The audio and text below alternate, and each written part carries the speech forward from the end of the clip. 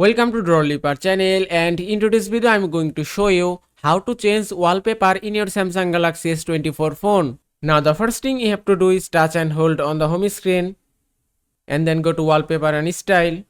From here tap on change wallpaper, and from here you can change your wallpaper.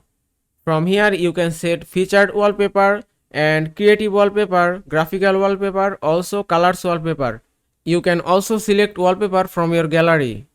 Also at the bottom you can see get more wallpapers option. If you tap here and then tap on top, from here you can download any wallpaper as you like. Now from here if you want to set this graphical wallpaper, then just tap here.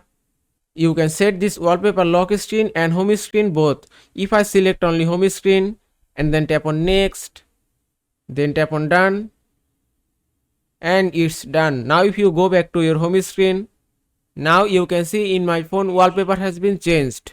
And that is how you can change wallpaper in your Samsung Galaxy S24 phone. I hope this video was helpful. If it was, please give it a thumbs up and don't forget to subscribe.